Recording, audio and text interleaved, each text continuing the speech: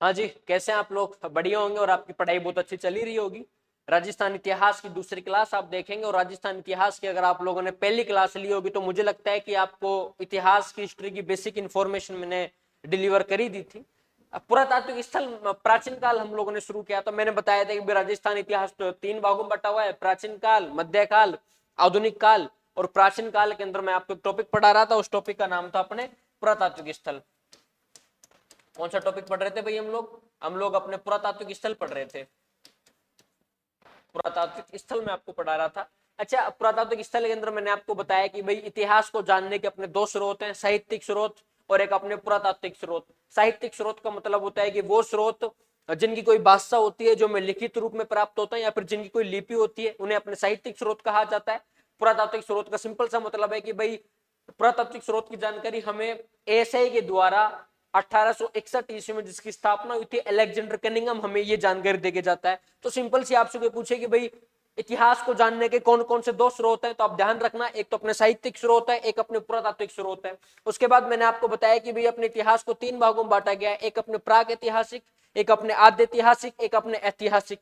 प्राग ऐतिहासिक का सिंपल सा मतलब होता है कि प्रीहिस्ट्री, प्रोटोहिस्ट्री और एक हिस्ट्री। प्राग ऐतिहासिक को अपने आप में 3 भागों में बांटा जाता है, पाषाण काल, ताम्र पाषाण काल, महापाषाण काल। पाषाण काल को भी 3 भागों में बांटा जाता है, पुरापाषाण काल है, मध्य पाषाण काल है, नवपाषाण काल है। और महापाषाण काल का मतलब होता है कि भाई अपने दक्षिण भारत के अंदर जो पत्थर की मूर्तियां हैं उनको महापाषाण काल कहा जाता है।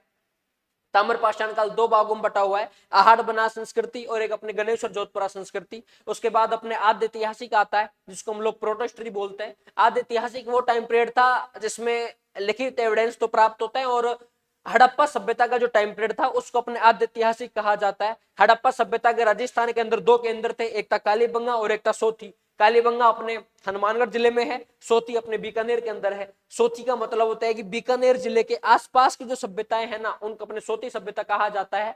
उसके बाद मैंने आपको बताया कि ऐतिहासिक के अंदर एक केंद्र आता है बैराट। फिर मैंने आपको बताया कि भाई पुरातात्विक स्थल की परिभाषा क्या है। पुरातात्विक ऐसे स्थान जहां से हमें पुरातात्विक स्रोत प्राप्त होते हैं, उन्हें उन्हें क्या कहा जाता है, अपने पुरातात्विक स्थल कहा जाता है। उसके बाद मैंने बताया कि भाई पुरातात्विक स्थल और पुरातात्विक स्रोत की जानकारी व अध्ययन का कार्य एएसआई के द्वारा किया जाता है। एएसआई के बारे में मैंने आपको बताया था कि भाई एएसआई का पूरा नाम अपने इंग्लिश में तो आर्कोलॉजिकल साइट्स ऑफ इंडिया है, और हिंदी में याद रखना भारतीय पुरातात्विक सर्वेक्षण विभाग है। एएसआई की स्थापना 1861 में अलेक्जेंडर कनिंघम के द्वारा की गई थी। भारत में इसके पहले 29 सर्कल हुआ करते थे, वर्तमान में इसके अपने 34 सर्कल हैं। फिर मैंने आपको कुछ बातें बताया कि यार एएसआई की स्थापना 1861 में अलेक्जेंडर कनिंघम के द्वारा की गई थी, और मैंने आपको बताया 1888 से लेकर 1902 तक कुछ वित्तीय संकटों के कारण एएसआई को बंद कर दिया गया था। 1902 में अपने जॉन लॉर्ड कर्जन के द्वारा इसे पुनः जिंदा किया गया था। राजस्थान में एएसआई के 2 केंद्र हैं, एक अपने जयपुर और एक अपने जोधपुर। ये पूरा कंप्लीट अपना रिवीजन 1 घंटे क्लास का। अब वापिस आप ध्यान सुनना, अगला स्टेप जो हम स्टार्ट करेंगे, एएसआई छोड़ा था मैंने कि एएसआई की स्थापना अलेक्जेंडर के द्वारा की गई थी। एएसआई का काम जानकारी देना होता है, पुरातात्विक स्रोतों की, पुरातात्विक स्थल का अध्ययन करना, मतलब अपने जो एंशियंट एविडेंस है, जो अपने प्राचीन साक्ष्य हैं, उनकी जानकारी देना, इंफॉर्मेशन देना, उनकी स्टडी करना। अगर वो कोई काम करती है तो वो अपनी सिंपल सी बात है, वो कौन करती है, एएसआई करती है। और मेरे को लगता है एएसआई से तो आप रेलवे के अंदर ले लो, आप राजस्थान की जितनी वैकेंसी है उसके अंदर सवाल पूछे गए कि यार एएसआई की स्थापना कब होती है। आपको याद रहेगा सर, आपने बताया 1861 में होती है। सर इसे कब बंद किया गया था, सर आपने बताया कि उसको 1888 से लेकर 1902 तक बंद किया गया था। सर इसको पुनः जिंदा करने वाला व्यक्ति कौन था, आप याद रखना कि भाई इसको पुनः जिंदा करने वाला व्यक्ति अपने लॉर्ड कर्जन था। तो मतलब सिंपल सी बात है, चीजें आपको ऐसे याद रहनी चाहिए कि आप तोते की तरह बिना पन्नों के यूं लाइन टू लाइन सुना दो, का के की भी चेंज नहीं होनी चाहिए। मास्टर साहब ये लो, हमने तो पूरा का पूरा सुना दिया आपको, ठीक है। तो आगे आप हेडिंग डालो, ऐसा ही पढ़ रहे थे और मेरे को लगता है कि आपने जहां छोड़ा होगा आप वहीं से लिखना स्टार्ट करना। कहते हैं कि जब एएसआई ने अपने राजस्थान के पुरातात्विक विभाग और संग्रहालय राजस्थान सरकार ने जब शुरू किया इन चीजों को देखना, तो कहा कि यार राजस्थान का जो प्राचीन इतिहास है, प्राचीन के तौर पे हमें जो औजार प्राप्त होते हैं वो थोड़े कालखंडों में विभाजित है। मैं कहूंगा पाषाण काल है, ताम्र पाषाण काल है, कांस्य युग है, लोह युग है, महाजनपद काल है, मौर्य काल है, मूर्त काल है, गुप्त काल है, गुप्तोत्तर काल। तो एएसआई ने ऐसे अपने पुरातात्विक विभाग ने एक कालखंड विभाजित किया था। जैसे कि प्राचीन काल का जब नाम आता है तो जैसे कालखंड कौन कौन से थे जो एएसआई के द्वारा बांटे गए थे। एएसआई ने पुरातात्विक स्थलों को एएसआई ने पुरातात्विक स्थलों को निम्न कालखंडों में विभाजित किया। एएसआई ने पुरातात्विक स्थलों को निम्न कालखंडों में विभाजित किया। निम्न कालखंडों में विभाजित किया। अब वो कौन कौन से कालखंड है भाई जिनमें विभाजित किया गया था, तो वो आप थोड़ा सा देखना सुनना। जैसे कि पहला अपने आता है पाषाण काल। पहले अपना आता है पाषाण काल। पाषाण काल का मतलब क्या होता है? पाषाण काल को पाषाण काल ही क्यों कहा गया? इंग्लिश में इसको क्या बोलते हैं? सर पाषाण काल का प्राचीन काल के अंदर क्या महत्व होगा? एग्जाम के पॉइंट ऑफ व्यू से कौन कौन से क्वेश्चन बन सकते हैं? कौन कौन से ऐसे प्रश्न हैं जो पिछले एग्जामों में पूछे गए हैं? वो सारे की सारी बातें मैं आपको, सारी इंफॉर्मेशन मैं आपको यहाँ दूंगा। पहले तो आप चीजें या तो लिखते जाओ, सुनते जाओ, देखते जाओ और क्लास में टीचर के साथ साथ याद करते जाओ। तो पहला कालखंड कौन सा है अपने? पाषाण काल। उसके बाद अगला कालखंड अपने आता है ताम्र पाषाण काल। आपको गुरुजी ताम्र पाषाण काल क्या क्या चीजें बक बक कर रहे हो आप? डर जा भैया ना, सारी बातें बताऊंगा आपको मैं। पाषाण काल का मतलब क्या होता है, ताम्र पाषाण काल का मतलब क्या होता है। पहला कौन सा हो गया? पाषाण काल। अगला हो गया ताम्र पाषाण काल। इससे अगला कालखंड अपने आता है कांस्य युग। कौन सा आता है भाई? कांस्य युग, जिसको हम लोग सिंधु सभ्यता भी बोलते हैं। जिसको क्या बोलते हैं भाई हम लोग? जिसको हम लोग सिंधु सभ्यता भी बोलते हैं। उसके बाद अगला कालखंड अपने आता है लोह युग। अगला कालखंड कौन सा आता है भाई? लोह युग। और लोह युग को हम लोग क्या बोलते हैं? वैदिक सभ्यता। तो लोह युग को क्या बोलते हैं? वैदिक सभ्यता। अच्छा, लोह युग को वैदिक सभ्यता क्यों बोला जाता है? सर आप थोड़ा पहले ही बता दो। वैदिक सभ्यता का सिंपल सा मतलब होता है कि वो सभ्यताएं जिनकी जानकारी हमको वेदों से प्राप्त होती है। लेकिन इसमें एक और डिफरेंस है, लोह युग की जानकारी प्राप्त तो वेदों से होती है, लेकिन ऋग्वेद को छोड़कर जितने वेद हैं, अर्थवेद, सामवेद, उनसे प्राप्त होती है। बस ऋग्वेद को छोड़कर बाकी जितने वेद हैं उनसे हमें लोह युगीन सभ्यताओं की जानकारी प्राप्त होती है। आपको तो ये छोटा सा ध्यान रखना है। अगला कालखंड अपने आता है महाजनपद काल। अगला कौन सा आता है भाई? अगला अपने आता है महाजनपद काल। उसके बाद अपने आता है मौर्य काल। उसके बाद कौन सा आता है? मौर्य काल। उसके बाद अगला कालखंड आता है अपने मौर्योत्तर काल। अगला कालखंड कौन सा आता है? मौर्योत्तर काल। उसके बाद अपने आता है गुप्त काल। गुप्त काल के बाद अपने आता है गुप्तोत्तर काल। कौन सा आता है भाई? गुप्तोत्तर काल। ये एक परफॉर्मा मैंने आपको बताया कि भाई एएसआई ने पुरातात्विक स्थलों को निम्न कालखंडों में विभाजित किया। पहला अपने पाषाण काल है। पाषाण काल का मतलब क्या होता है अभी मैं चर्चा करूंगा। पाषाण काल के बाद अपने ताम्र पाषाण काल है, फिर कांस्य युग है, फिर लोह युग है, फिर महाजनपद काल है, फिर मौर्य काल है, फिर मौर्योत्तर काल है, फिर गुप्त काल है और फिर अपने आता है गुप्तोत्तर काल। ये कुछ बातें मैंने आपको बताई। अच्छा, पहला शब्द दे रखा है पाषाण काल। आप चाहो तो एक बार इस फॉर्मेट को उतार भी सकते हो या फिर आपकी इच्छा हो तो आप स्क्रीनशॉट भी ले सकते हो। ठीक है, पाषाण काल अपने पहला शब्द आता है। सर आप जो बता रहे हो ना हमको कि सर ये पाषाण काल क्या है, थोड़ा ध्यान से सुनना। पाषाण काल, पाषाण का सिंपल सा मतलब होता है पत्थर। पाषाण का सिंपल सा मतलब क्या होता है? पत्थर। इंग्लिश में जिसे हम लोग बोलते हैं स्टोन। इंग्लिश में क्या बोलते हैं हम लोग इसको? इंग्लिश में बोलते हैं स्टोन। स्टोन का मतलब होता है पत्थर। अब आप थोड़ा सा दिमाग लगाओ कि सर पत्थर का प्राचीन काल में एएसआई के थ्रू क्या काम रहा होगा। मैं कहूं कि यार प्राचीन काल में मनुष्य पत्थर का क्या प्रयोग करता था? प्राचीन काल में मनुष्य पत्थर का प्रयोग क्या करता था? सीधी सिंपल सी बात है। कहते हैं कि भाई मनुष्य जब रहा करता हजारों करोड़ों साल पहले, जब इस धरती पर मनुष्य की उत्पत्ति हुई थी, जब मनुष्य ने धरती पर पैर रखा था, जब नदियां, झीलें, पहाड़, पेड़ पौधे, डूंगर, पत्थर, ये सब कुछ था, उनके बीच में एक अलग सी प्रजाति आई, उसका नाम क्या था? मनुष्य प्रजाति। कहते हैं कि बेसिक नीड क्या हो करती? खाना पीना। और जब मनुष्य खाने पीने के लिए कहाँ रहेगा, जहां पानी होगा, और पानी कहाँ था, जहां नदियां होंगी, जहां कहाँ होंगी, जहां पे नदी होंगी, और जहां खाना पीना होगा। क्योंकि मनुष्य की सिंपल और बेसिक नीड हुआ करती खाना पीना, और खाने पीने की पूर्ति करने के लिए कहाँ रहेगा, नदियों के पास में रहेगा। तो मनुष्य ने धीरे धीरे अपने नदियों के पास में रहना शुरू किया। कहते हैं कि नदियां अपने साथ में पत्थर लेके आया करती, पत्थर गुड़कते गुड़कते गोल हो जाया करते, और गोल हो जाया करते तो नदी के किनारे इकट्ठे हो जाया करते, और मनुष्य ने धीरे धीरे उन पत्थरों को नदी के किनारे बेड़ा करना शुरू कर दिया, एकत्रित करना शुरू कर दिया। कहते हैं कि एक दिन मनुष्य यूं बैठा होगा, उसके हाथ में पत्थर था तो उसके सामने से एक जानवर निकला। पता नहीं उसने यूं ही पानी में पत्थर मारा था, फेंक छपाक छपाक आवाज आ रही थी, उसने यूं पत्थर उठा के जानवर के मारा, और जानवर के मारा तो जानवर मर गया। और उसने सोचा ये क्या बवाल है, मैंने तो पत्थर इसलिए मारा कि मेरे को मजा आएगा। वो पास में गया तो उसको मरा हुआ पाया। उसने कहा खाने की चीज भी है।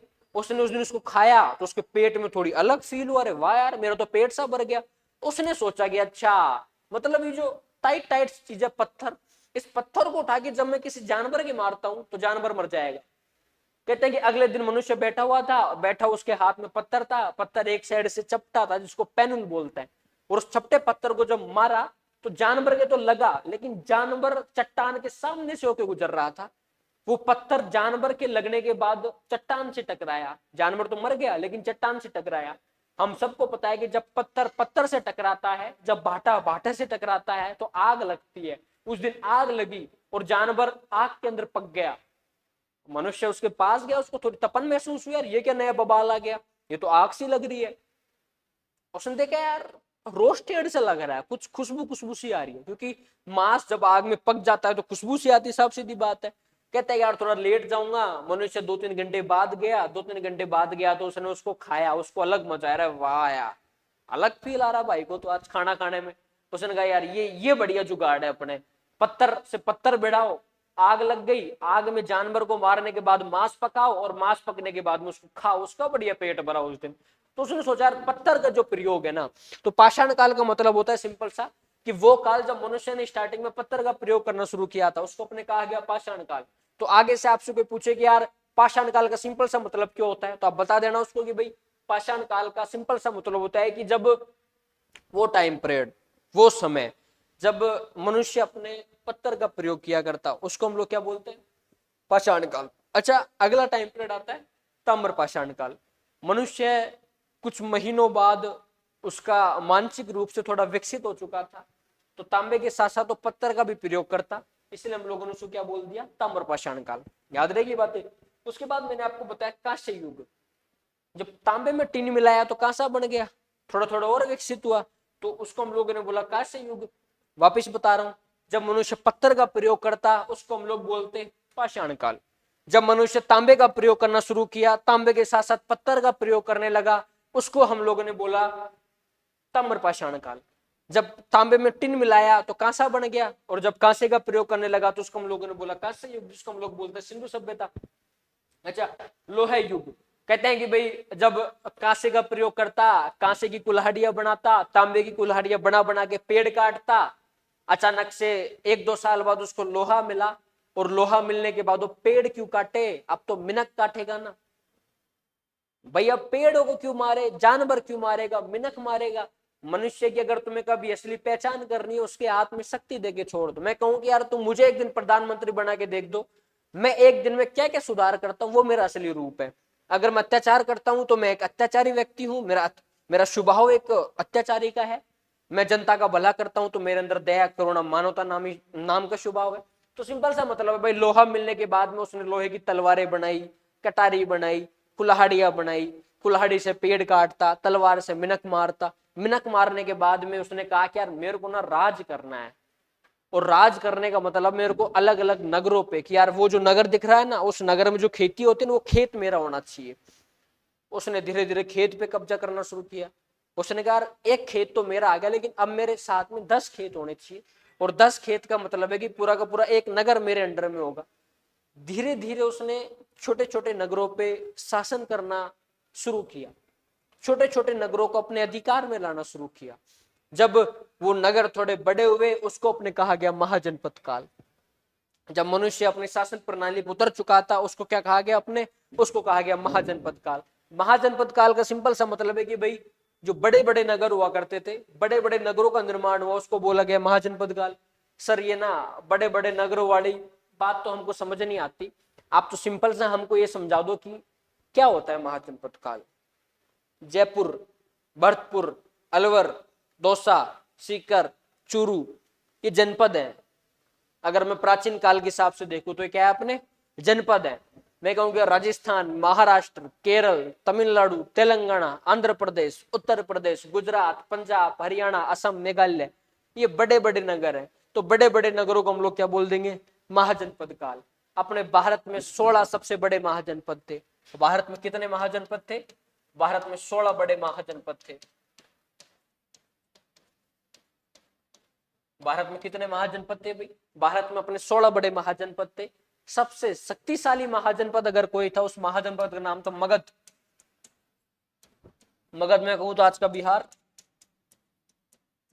सबसे शक्तिशाली महाजनपद कौन सा था? मगध। और कितने महाजनपद थे? 16 महाजनपद। अच्छा, मगध महाजनपद के शक्तिशाली होने के पीछे कारण था, बिहार में एक नदी निकलती, उस नदी का नाम है गंगा। जिस क्षेत्र से गंगा निकलेगी इसका मतलब पानी खूब सारा है। बिहार के पास एक राज्य पड़ता है झारखंड। झारखंड में लोहा खूब मिलता है, लोहे की अधिकता बहुत है। तो बिहार के पास एक राज्य है झारखंड। बिहार में पानी बहुत अच्छा है, झारखंड में लोहा बहुत अच्छा है। अपने एक जगह पड़ती है उड़ीसा, जिसको पहले बोलते थे कलिंग। कलिंग के नाम से आपको याद आता होगा, जब अशोक ने 1.5 लाख लोगों को मारा था, 1 लाख लोगों को गिरफ्तार कर लिया था, उसको बोला जाता है कलिंग का युद्ध। तो कलिंग अपने आज के टाइम पे उड़ीसा को बोलते हैं। कलिंग में, उड़ीसा में हाथी खूब सारे थे। आप ये देखो कि जिस क्षेत्र के पास में पानी बहुत अच्छा होगा, जहाँ लोहे बहुत अच्छे होंगे, जहाँ हाथी खूब सारे होंगे, वो नगर, वो महाजनपद अपने आप में बहुत शक्तिशाली उभरेगा, एक शक्तिशाली पहचान के रूप में अपनी नई पहचान बनाएगा। तो सिंपल सी बात है, महाजनपद काल की शुरुआत का मतलब माना जाता है कि यार जब शासन प्रणाली का उदय हो चुका था, जब मनुष्य ने ये सोच लिया था कि हाँ यार मेरे को राज करना है, हाँ यार मेरे को शासन करना है, तो उसको अपने क्या बोला गया महाजनपद काल। और अपने 16 सबसे बड़े महाजनपद हुआ करते थे। सबसे शक्तिशाली अगर कोई महाजनपद था उसका नाम था मगध। और मगध अपने बिहार वगैरह जो तुम ले लो। और मगध महाजनपद क्यों शक्तिशाली था वो पूरी कहानी मैंने आपको बता दी। अच्छा, अगला अपने पास में आता है मौर्य काल। मौर्य काल का जब भी मैं नाम लेता हूं तो आपके पास में आता है चंद्रगुप्त है, अशोक मौर्य है, ये सारे के सारे मौर्य वंश के थे। कहते हैं कि मौर्य वंश का जो अपने अशोक मौर्य था, अशोक ने कलिंग में 1.5 लाख लोगों को मारने के बाद और 1 लाख लोगों को गिरफ्तार करने के बाद उसने सोचा यार मैंने कितनी पत्नियों को विधवा करके रख दिया, मैंने कितनी माताओं से उनके बेटे छीन लिए, मैंने कितने बच्चों को अनाथ कर दिया, मैंने कितने बेटों से उनके माँ बाप छीन लिए, कितने पत्नियों के मैंने पति मार दिए। उसने कहा नहीं रे थू थू भाई, आज के बाद मेरे को हत्याएं नहीं करनी, आज के बाद मेरे को कोई युद्ध नहीं करना। उसने उस दिन अपने भगवान बुद्ध का वो श्लोक याद कर लिया, अहिंसा परमो धर्म है, कि मेरे को अभी हिंसा नहीं करनी, मेरे को अहिंसा के मार्ग पे चलना है। अशोक थोड़ा शक्तिशाली राजा था। अशोक ने जब युद्ध बंद किए तो जनता अशोक से समझ गई। लेकिन अशोक के बाद में जितने भी राजा बने सारे के सारे बेलखने थे, एक में भी ढंग के लक्षण नहीं थे, तो वंश को चला नहीं पाए थे। तो कहते हैं कि मौर्य वंश के बाद में भारत टूटता है, विखंडित होता है, उसके बाद वापिस जुड़ता है। तो जब मौर्य काल टूटा और वापिस जुड़ा उसको कहा गया मौर्य काल। उसी तरह फिर राजा आए, वापिस से भारत बनता है, गुप्त काल और गुप्तोत्तर काल। तो ये पूरा का पूरा अपना एएसआई ने जो प्राचीन काल को अलग अलग कालखंडों में विभाजित कर रखा है वो पूरा वापिस आपको मैं बता देता हूँ। पूरा वापिस से मैं आपको थोड़ा समझा देता हूँ कि भाई सबसे पहले पाषाण काल है। पाषाण काल का सिंपल सा मतलब होता है कि जब मनुष्य पत्थर का प्रयोग करता था उसको हम लोगों ने कह दिया पाषाण काल। अच्छा, ताम्र पाषाण काल का सिंपल सा मतलब होता है कि पत्थर के साथ में मनुष्य ने तांबे का प्रयोग करना शुरू कर दिया था, उसको हम लोगों ने बोला ताम्र पाषाण काल। अच्छा, एक अपने आता है कांस्य युग। जब तांबे में टिन मिलाते हैं तो कांसा बन जाता है, जब मनुष्य कांसे का प्रयोग करता है उसको हम लोग बोलते हैं कांस्य युग, जिसको आज के टाइम पे मैं कहूंगा तो सिंधु सभ्यता। उसके बाद एक अपने आता है लोहे युग, जिसको मैं बोलूंगा वैदिक सभ्यता। लोहे युग की जानकारी आप याद रखना कि भाई ऋग्वेद को छोड़कर, है ना, अपने ऋग्वेद को छोड़कर ऋग्वेद को छोड़कर जितने भी वेद है, अर्थवेद है, सामवेद है, सबसे अपने लोहे युगीन मतलब वैदिक सभ्यता की जानकारी प्राप्त होती है। उसके बाद मैंने बताया महाजनपद काल। महाजनपद काल का याद रखना कि भी भारत में 16 सबसे बड़े महाजनपद थे। सबसे शक्तिशाली अगर कोई महाजनपद था उसका नाम था मगध। मगध महाजनपद अधिक शक्तिशाली क्यों था? क्योंकि पानी बहुत अच्छा था, जहाँ पानी होगा वहां इनकम बहुत अच्छी होगी। बिहार के पास अपने झारखंड पड़ता, लोहा खूब सारा था, हथियार अच्छे बनते थे। उड़ीसा जिसको पहले अपने कलिंग बोला करते, वहां पे हाथी खूब सारे थे। तो मतलब सब कुछ था, इसलिए अपने मगध बहुत अच्छा शक्तिशाली था। मौर्य काल के बाद भारत वापस टूटता है, वापस जुड़ता है मौर्य काल, इसलिए अपने गुप्त काल और गुप्तोत्तर काल। बात आपकी समझ आ गई होगी। आप एक बार वापस से देख लो इन चीजों को, या फिर आप स्क्रीनशॉट लेना चाहो तो वो चीज ले लो। ठीक है, चलो तो अब हेडिंग डालो पाषाण काल। सबसे पहले हम लोग क्या पढ़ेंगे? हेडिंग डालो अपने पाषाण काल।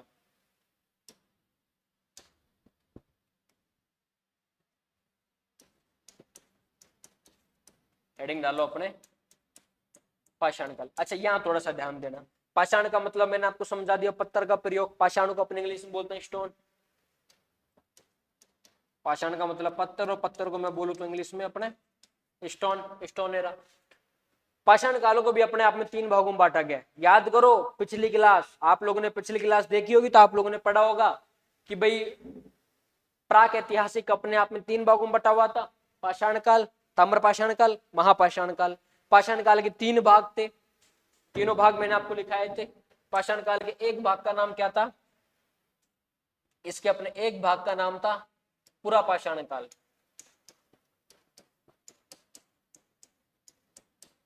एक भाग का नाम क्या था? पुरा पाषाण काल। एक भाग का नाम था मध्य पाषाण काल।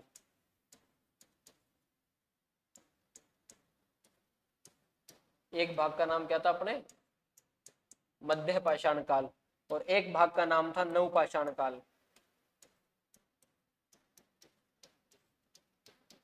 एक भाग का नाम क्या था भाई? नव पाषाण काल। मतलब पाषाण काल अपने आप में 3 भागों में बटा हुआ है। एक भाग मैंने आपको बताया पुरा पाषाण काल, एक भाग मैंने आपको बताया महापाषाण काल, एक भाग मैंने आपको बताया नव पाषाण काल। याद रखना एंशियंट हिस्ट्री के अंदर फैक्ट्स खूब सारे हैं। और फिर मैंने आपको बताया था कि प्राचीन काल 3 या 4 क्लासों का है। मतलब मैं कहूँ तो 4 क्लासों में अपने कंप्लीट हो जाता है। और यहाँ से प्रश्न बनते हैं 2 या 3। हर एग्जाम के अंदर 2 से 3 प्रश्न तो बनते ही बनते हैं। तो पहली बात तो पढ़ाई ढंग से करना, क्योंकि पढ़ाई नहीं करोगे ना तो टाइम पास करने से कभी चीजें सोल्व नहीं होंगी। टाइम पास करने से ना तो कोई एग्जाम पास होती, ना तो हमारा टाइम पास होता है ना। तो अपने जब टाइम पास ही कर रहे हो तो पढ़ाई करके टाइम पास कर लो, सीधी साफ सीधी बात अपने। ठीक है, तो पाषाण काल कितने भागों में बांटा गया? 3 भागों में, पूरा पाषाण काल, मध्य पाषाण काल, नव पाषाण काल। अब हम लोग एक एक स्टेप को पढ़ेंगे। अच्छा, मैं और जानकारी आपको दे देता हूँ। अपने जो 2 स्टेप मैंने आपको लिखा रखे हैं, पूरा पाषाण काल और मध्य पाषाण काल, ये राजस्थान में तो थे। राजस्थान में तो इनके औजार प्राप्त होते हैं। कहते हैं कि जब भाई पूरा पाषाण काल के भी राजस्थान में औजार प्राप्त होते हैं, मध्य पाषाण काल के भी राजस्थान में औजार प्राप्त होते हैं, लेकिन जो नव पाषाण काल है ना, ये राजस्थान में नहीं है। ये राजस्थान में गुरुजी क्यों नहीं है? नहीं है तो नहीं है।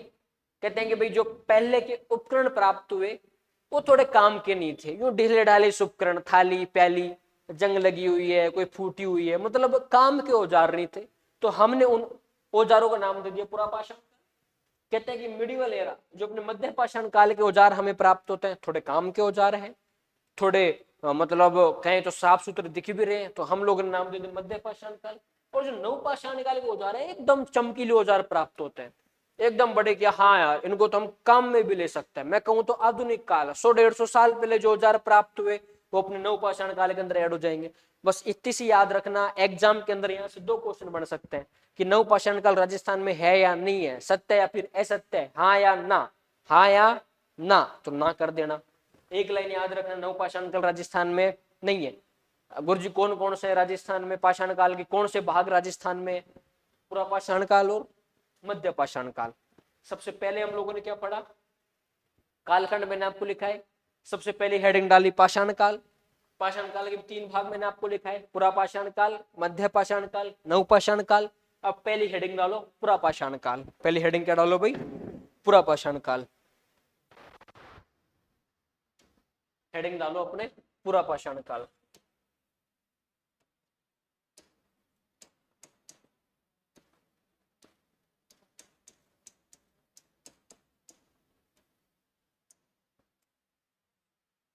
अच्छा, थोड़ा सा यहाँ ध्यान देना अपने, जो पूरा पाषाण काल वाला चैप्टर है, पूरा पाषाण काल के जब औजार हमें प्राप्त होते हैं तो कहते हैं कि इन औजारों को 3 भागों में बांटा गया था। इन औजारों का जो सेपरेशन किया गया था पूरा पाषाण काल का, वो 3 भागों में किया गया था। एक किया गया था अपने निम्न, एक किया गया अपने निम्न, एक किया गया अपने मध्य, एक किया गया अपने मध्य, और एक किया गया था अपने उच्च। थोड़ी बहुत बात समझ आई आपको? कुछ दिखा यहाँ पे बोर्ड पे मैंने क्या समझाया? सोचो जरा कि सर आप कहना क्या चाहते हैं। मैंने कहा कि यार एएसआई ने अपने प्राचीन काल को कालखंडों में विभाजित किया। पहला उठाया पाषाण काल, उसके बाद मैंने कहा यार पाषाण काल को भी 3 भागों में बांट रखा है, पूरा पाषाण काल, मध्य पाषाण काल, नव पाषाण काल। उसके बाद मैंने आपको बताया कि यार पहला उठाएंगे पूरा पाषाण काल। पूरा पाषाण काल के अंदर मैंने बांट दिए निम्न पूरा पाषाण काल, मध्य पूरा पाषाण काल, उच्च पूरा पाषाण काल। ये टेबल आपको याद रखनी है, याद करनी है। निम्न पूरा पाषाण काल के अंदर अपने कुछ स्थान आते हैं। अब वो स्थान कौन कौन से, वो थोड़ा सा ध्यान देना आप।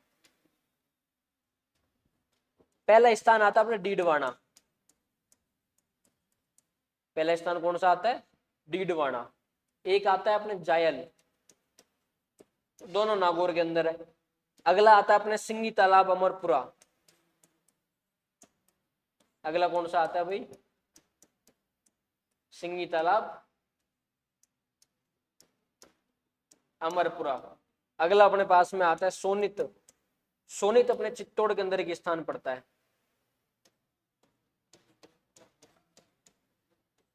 सोनित अपने चित्तौड़ के अंदर एक स्थान पड़ता है। अच्छा, अगला अपने पास में आता है मोगरा पठार।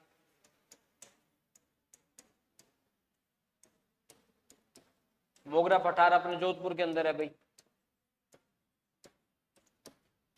ये याद रखना है कि निम्न पूरा पाषाण काल के अंदर तो अपने सिंगी डीडवाना जायल, सिंगी तालाब अमरपुरा, सोनित चित्तौड़ के अंदर है, मोगरा पठार अपने जोधपुर के अंदर है। अब बात आती मध्य पूरा पाषाण काल की कि यार मध्य पूरा पाषाण काल के अंदर कौन कौन से स्थान है, तो वो स्थान आप थोड़ा सा ध्यान से सुनना। मध्य पूरा पाषाण काल के अंदर अपने आते हैं जैसे कि मैं कहूं तो होकरा,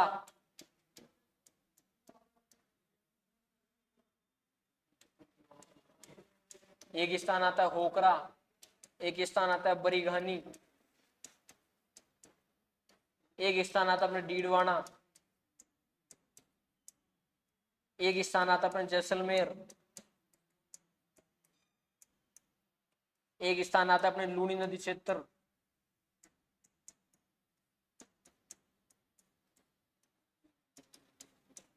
एक स्थान आता है अपने गंभीरी नदी क्षेत्र,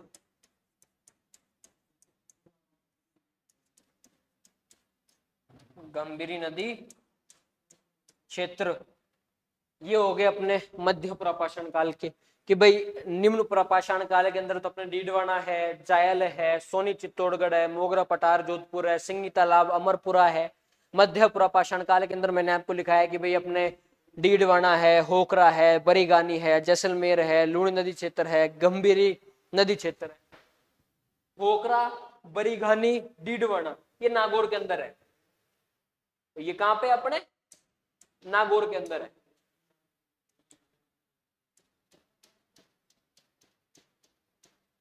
ये तीनों नागौर के अंदर है, याद रखना। अब मैं अगर थोड़ी सी बात करूं तो अपने कि भाई उच्च प्रापाषाण काल के अंदर कौन कौन से हैं गुरु जी, तो उच्च प्रापाषाण काल के अंदर अपने सबसे पहले आता है आलनिया। आलनिया अपने कोटा के अंदर है। एक अपने आता है बुड्ढा पुष्कर, एक अपने आता है मैं कहूं तो आलनिया कोटा के अंदर है, बुड्ढा पुष्कर हो गया। एक अपने आता है हरसोरा। हरसोरा अपने अलवर के अंदर है। और एक अपने आ जाता है कि भाई एक तो अपने हो गया कोटा के अंदर आलनिया, बुड्ढा पुष्कर हो गया, अलवर के अंदर कौन सा हो गया हरसोरा, एक अपने चंबल नदी क्षेत्र हो जाता है।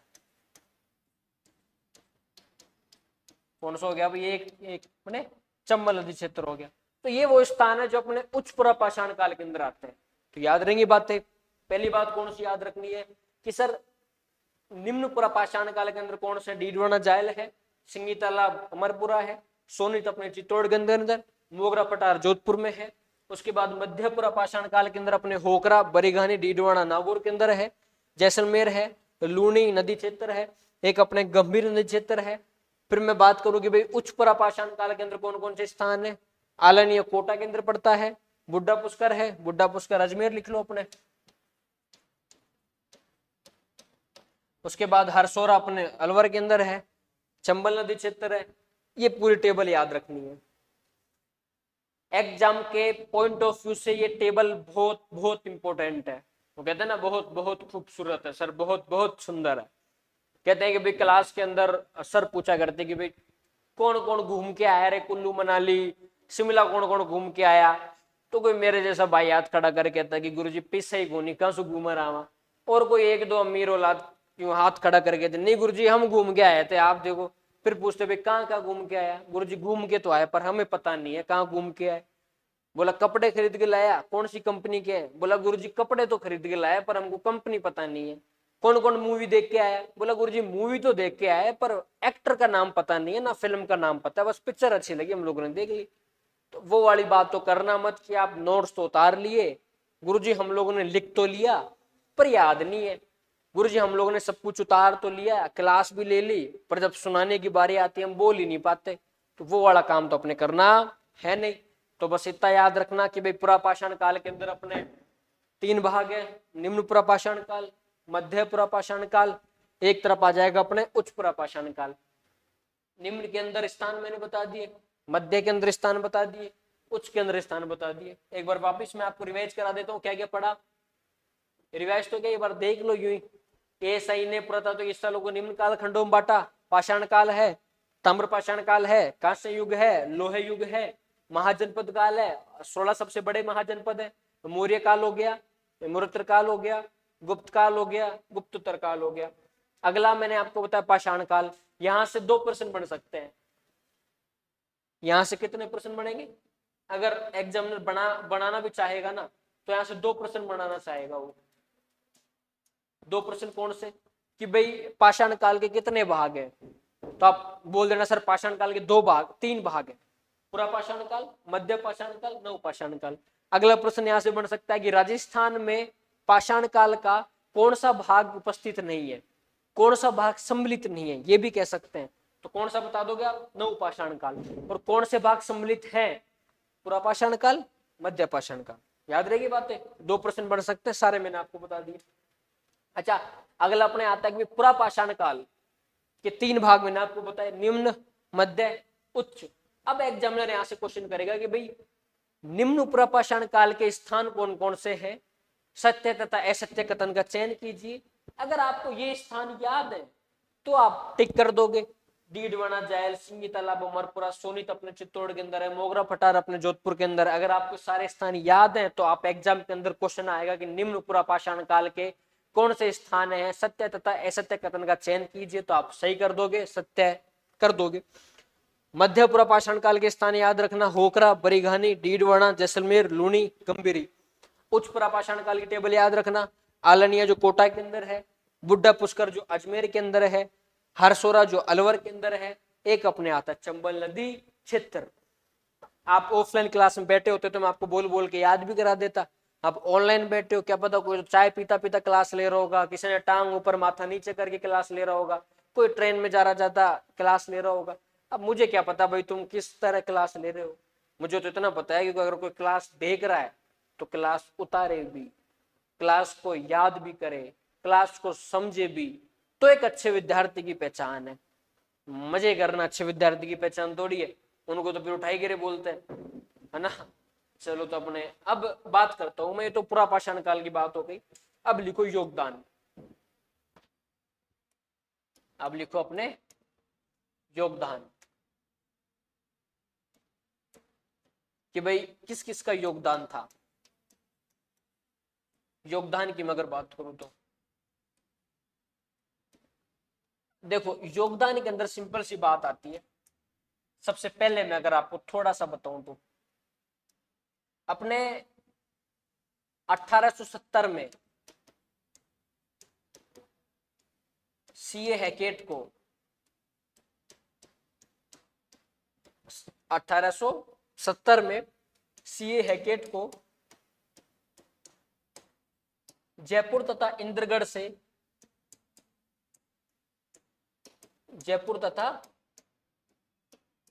से कुछ अष्टकुठार प्राप्त होते हैं। कुछ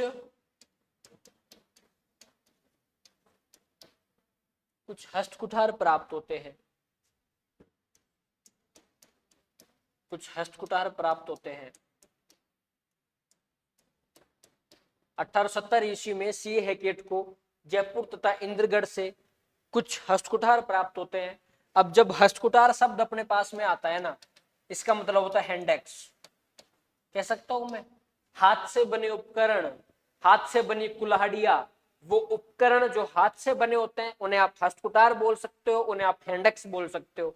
तो आगे से कोई पूछे कि सर्वप्रथम राजस्थान में हस्तकुठार हैंडेक्स सबसे पहले किस व्यक्ति को प्राप्त होता है, तो याद रखना 1870 में सीए हैकेट को जयपुर तथा इंद्रगढ़ से कुछ हस्तकुठार प्राप्त होते हैं। लाइन तो याद रहेगी ना। 1870 में किसको प्राप्त होते हैं? सीए हैकेट को प्राप्त होते हैं। क्या प्राप्त होते हैं? हस्तकुठार प्राप्त होते हैं। और हस्तकुठार का सिंपल सा मतलब होता है हाथ से बने जो उपकरण होते हैं, जो हाथ से बने औजार होते हैं, जो हाथ से बनी कुल्हाड़ियां होती हैं, उनको अपने हस्तकुठार बोल सकते हैं, उनको अपन हैंडेक्स भी बोल सकते हैं। ठीक है, चलो तो अगला याद रखना 1871 में एक बंदा आता है, उस व्यक्ति का नाम था कार्लाइल। उसने कहा रहा ये जो तुम बंद करने की सोच रहे हो इसे बंद मत करो और मेरे निर्देशन में काम होगा। तो 1871 में अपने कार्लाइल के निर्देशन में पुरातत्व विभाग को चालू रखा गया। कार्लाइल के निर्देशन में पुरातत्व विभाग का कार्य जारी रखा गया। पुरातत्व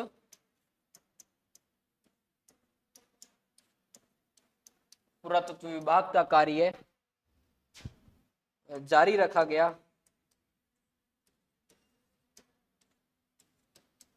पुरातत्व विभाग का कार्य जारी रखा गया। थोड़ा सा एक मेन पॉइंट आप लिख लेना, क्योंकि सबसे पहले जो राजस्थान का पुरातत्व विभाग के कार्य को जारी रखा गया था, निर्देशन का मतलब मैं कहूं तो निदेशक, डायरेक्टर जिसको बोलते हैं ना, डायरेक्टर को हिंदी में क्या बोलते हैं? निदेशक। याद रखना, क्योंकि कई बार मैं पूछता हूं कि बता रेल को हिंदी में क्या बोलते हैं? गुरुजी पता नहीं है। फिर मैं बताता हूँ लोहे पथगामिनी। कंप्यूटर को हिंदी में क्या बोलते हैं? गुरुजी पता नहीं है। तो कुछ वर्ड ऐसे होते हैं जो हम पैदा होते हैं उनको इंग्लिश में सुनते हैं, लेकिन उनका हिंदी अनुवाद हमारे सामने ना तो कभी सुनने को मिलता है ना देखने को मिलता है। लेकिन आप थोड़ा सा याद रखना, हिंदी अनुवाद भी आप चीजें याद रखा करो। 1871 में कार्लाइल के निर्देशन में पुरातत्व विभाग का कार्य जारी रखा गया। बाद में कहा कि यार इनको ना पुरातत्व विभाग का पिता बना दो, जनक बना दो। तो कभी एग्जाम के अंदर क्वेश्चन पूछेगा राजस्थान में पुरातत्व विभाग का जनक कौन है? कार्लाइल। कौन है? कार्लाइल। राजस्थान में पुरातत्व विभाग का जनक कौन है? कार्लाइल। और राजस्थान में सबसे पहले हस्तकुठार किसे प्राप्त होते हैं? सीए हैकेट को। कब प्राप्त होते हैं? 1870 में। याद रहेगी बातें? चलो तो आप ये बात भी लिख लो, कार्लाइल को राजस्थान में पुरातत्व विभाग का जनक कहा जाता है। कार्लाइल को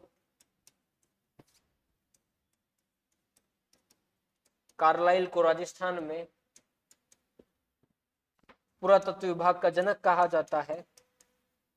कार्लाइल को राजस्थान में पुरातत्व विभाग का जनक कहा जाता है। पुरातत्व विभाग का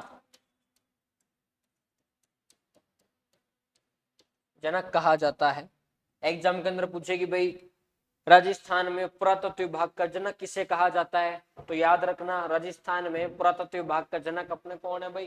कार्लाइल है। याद रहेगी बातें? चले आगे। चलो तो कार्लाइल ने कहा कि भाई तुमने मेरे को जनक भी बना दिया, मेरे निर्देशन में तुम लोगों ने कार्य भी कर लिया। अरे मुझे भी कुछ कुठार प्राप्त हुए, मुझे भी कुछ औजार प्राप्त हुए, मेरे औजारों की तो सूचना ले लो तुम। बोला बता भाई तुझे कौन से औजार प्राप्त हुए? तो कहते हैं कि अपने कार्लाइल को दोसा से कुछ उपकरण प्राप्त हुए थे। कहां से प्राप्त हुए थे? दोसा से उपकरण प्राप्ति की सूचना दी। दोसा से उपकरण प्राप्ति की सूचना दी। ये बातें मैंने लिखाई। 1870 में सी हैकेट को जयपुर तथा इंद्रगढ़ से हस्तकुटार प्राप्त होते हैं। 1871 में अपने कार्लाइल के निर्देशन में पुरातत्व विभाग का कार्य किया गया था, जारी रखा गया। कार्लाइल को राजस्थान में पुरातत्व विभाग का जनक कहा जाता है। दोसा से इसको कुछ उपकरण की प्राप्ति की जानकारी मिलती है। अगला व्यक्ति अपने पास में आता है कि भाई सेटन कार। अगला व्यक्ति कौन आता है? अपने सेटन कार। और सेटन कार को उपकरण कहीं से प्राप्त हुए थे? झालावाड़ से। कहां से प्राप्त हुए थे भाई? झालावाड़ से। प्रश्न कहीं से बन सकते हैं, मुझे नहीं पता प्रश्न बनेंगे नहीं बने। सेटन कार को प्राइवेट पूरा ही लिख लो आप, है ना, कि भाई सेटन कार को 1908 में झालावाड़ से उपकरण प्राप्त होते हैं। उपकरण प्राप्त होते हैं 1908 में। किसे प्राप्त होते हैं? सेटन कार को। किसको प्राप्त होते हैं? सेटन कार को। 1870 में किसको प्राप्त होते हैं? कार्लाइल को, सॉरी सी हैकेट को। कहां से प्राप्त होते हैं? जयपुर और इंद्रगढ़ से। 71 में किसको प्राप्त होते हैं? कार्लाइल को। कहां से प्राप्त होते हैं? दोसा से। लेकिन एक इंटरेस्टिंग फैक्ट इसके अंदर कि कार्लाइल को राजस्थान में पुरातत्व विभाग का जनक भी कहा जाता है और कार्लाइल के निर्देशन में इसे जारी भी रखा गया था ना। तो ये छोटी छोटी बातें जो आपको याद रखनी है। बाद में कहते हैं कि भाई सेटन कार की बात यहां पे आ गई। अब जालोर की बात आती है। तो जालोर से किसे प्राप्त होते हैं? एक व्यक्ति था, उस व्यक्ति का नाम है बियालचिन। क्या नाम है? बियालचिन। तो बियालचिन को जालोर से प्राप्त होते हैं। बियालचिन को जालोर से प्राप्त होते हैं।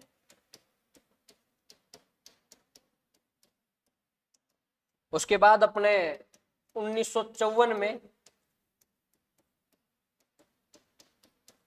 एएसआई के द्वारा 2 स्थानों पर उत्खनन किया गया।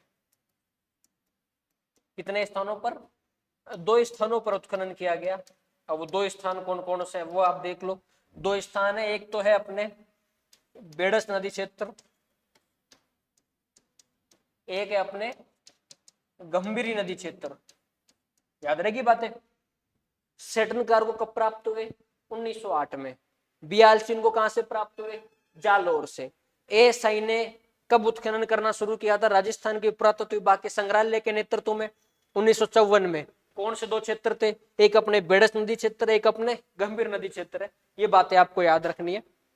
आगे मैं थोड़ा सा चलूं तो बात करूं मैं 1959 की। बात कब की करूं? अपने 1959 की। तो 1959 में एक कॉलेज है, उस कॉलेज का नाम है डेक्कन कॉलेज। इस कॉलेज के नेतृत्व में एक व्यक्ति का नाम आप आगे खूब सुनेंगे। उस व्यक्ति का नाम है वीएन मिश्र, जिसको हम लोग बोलते हैं वीरेंद्रनाथ मिश्र। तो वीरेंद्रनाथ मिश्र ने अपने डेक्कन कॉलेज के नेतृत्व में उत्खनन किया था। किसने किया था भाई? वीएन मिश्र ने। वीएन मिश्र ने उत्खनन किया। उत्खनन किया कब किया? तो 1959 में। कौन से कॉलेज के नेतृत्व में? डेक्कन कॉलेज के नेतृत्व में वीएन मिश्र के द्वारा। वीएन मिश्र का पूरा नाम क्या है अपने? वीरेंद्रनाथ मिश्र। क्या नाम है भाई? वीरेंद्रनाथ मिश्र। ये लो, तुम्हारी कहानी का कंटेंट कंप्लीट हो गया। एएसआई के बारे में जो जितनी जानकारी मैंने उपलब्ध कराई थी सारी बातें मैंने बता दी। एक बार वापस मैं आपको रिवाइज करा देता हूँ क्या क्या मैंने आपको पढ़ाया थोड़ा बहुत, है ना। जैसे कि यहां से मैंने आपको स्टार्ट किया था कि भाई एएसआई ने अपने पुरातत्व, सॉरी हाँ सही आपने, एएसआई ने अपने पुरातात्विक स्थलों को कुछ कालखंडों में बांटा, जैसे कि पाषाण काल है, ताम्र पाषाण काल है, कांस्य युग है, लोह युग है, महाजनपद काल है, मौर्य काल है, मूर्तर काल है, गुप्त काल है, गुप्तोत्तर काल है। पाषाण काल का सिंपल सा मतलब मैंने आपको बताया कि भाई वो काल जब मनुष्य पत्थर का प्रयोग करता था उसको हम लोग बोलते हैं पाषाण काल। वो काल जब मनुष्य अपने तांबे और पत्थर का प्रयोग करता था उसको हम लोगों ने बोला ताम्र पाषाण काल। वो काल जब मनुष्य तांबे के साथ साथ टिन का प्रयोग करता था उसको हम लोगों ने बोला कांस्य युग, जिसको हम लोग सिंधु सभ्यता बोल देते हैं। फिर मैंने कहा कि भाई लोहा युग, जिसकी जानकारी हमको वेदों से प्राप्त होती है, लेकिन ऋग्वेद को छोड़कर बाकी जितने वेद है उन सबसे हमको लोहा युग की जानकारी प्राप्त होती है। अगला मैंने आपको बताया कि भाई पाषाण काल के 3 भाग मैंने आपको लिखा है, पाषाण काल, मध्य पाषाण काल और एक अपने नव पाषाण काल, पूरा पाषाण काल सॉरी, और मध्य पाषाण काल, नव पाषाण काल। थोड़ा याद रखना कि भी नव पाषाण काल राजस्थान के अंदर है नहीं, अपने राजस्थान के अंदर एक तो पूरा पाषाण काल है, एक अपने मध्य पाषाण काल है। अगला मैंने आपको बताया कि भाई पूरा पाषाण काल, निम्न पूरा पाषाण काल, मध्य पूरा पाषाण काल, उच्च पूरा पाषाण काल। निम्न पूरा पाषाण काल के अंदर मैंने आपको स्थान बताया, डीडवाना है, जायल है, सोनीत अपने चित्तौड़ के अंदर है, मोगरा पटार अपने जोधपुर के अंदर है, सिंगी तालाब जो अमरपुरा है। उसके बाद मध्यपुरा पाषाण काल की मैं आपको बात करूं तो मध्यपुरा पाषाण काल के अंदर अपने जैसे कि होकरा है, बरेगानी है, डीडवाना है, एक अपने जैसलमेर है, एक अपने लूणी नदी क्षेत्र है, एक अपने गंभीरी नदी क्षेत्र है। मैं अगर उच्च पूरा पाषाण काल के स्थानों की बात करूं तो जैसे अपने अलवर के अंदर एक स्थान पड़ता है, क्या बोलते हैं, हरसोरा, बुड्ढा पुष्कर है, आलनी अपने कोटा के अंदर है, एक अपने चंबल नदी क्षेत्र है। फिर मैंने आपको पढ़ाया कि भाई योगदान पाषाण काल के अंदर किन किन व्यक्तियों का योगदान था। जैसे मैंने आपको बताया 1870 में सी हैकेट नाम के व्यक्ति को जयपुर और इंद्रगढ़ से कुछ अष्टकुटार प्राप्त होते हैं। सबसे पहले एग्जाम के अंदर प्रश्न पूछे कि भाई राजस्थान में सर्वप्रथम किस व्यक्ति को हस्तकुटार प्राप्त हुए थे, सी हैकेट को प्राप्त हुए थे, कब प्राप्त हुए थे, 1870 के अंदर प्राप्त हुए थे। 2 स्थानों से प्राप्त हुए थे, एक स्थान था जयपुर और एक स्थान था अपने वो इंद्रगढ़। उसके बाद मैंने कहा कि भाई 1871 में कार्लाइल के निर्देशन में पुरातत्व विभाग को जारी रखा गया था। कार्लाइल को अपने राजस्थान में पुरातत्व विभाग का जनक भी कहा जाता है। फिर मैंने आपको बताया कि भाई अपने क्या बोलते हैं सैटर्न कार को झालावाड़ से प्राप्त होते हैं, बियाल चिन्ह को अपने जालोर से प्राप्त होते हैं। और 1954 में एएसआई के द्वारा 2 स्थानों पर उत्खनन किया गया था, बेड़स नदी क्षेत्र, एक अपने गंभीर नदी क्षेत्र। और आगे जो मैंने आपको बताया कि भाई 1959 में डेक्कन कॉलेज के नेतृत्व में वीएन मिश्र के द्वारा उत्खनन किया गया था। ये आज जो पूरी क्लास के अंदर मैंने आपको जानकारी दी, लेकिन थोड़ा सा ध्यान रखना इस क्लास को देखने से पहले पिछली क्लास, अगर आप नए हैं तो एक बार पिछली क्लास देख के आना, वहां थोड़ी सी हिस्ट्री की बेसिक इन्फॉर्मेशन मैंने आपको डिलीवर कर रखी है, वो छोटी मोटी बातें आपको याद रखनी है। लेकिन नोट्स बनाने के साथ साथ थोड़ा सा रिवीजन पे ज्यादा ध्यान देना, पढ़ने पे थोड़ा ज्यादा ध्यान देना। बाकी बातें करते हैं हम लोग नेक्स्ट क्लास के अंदर। Thank you.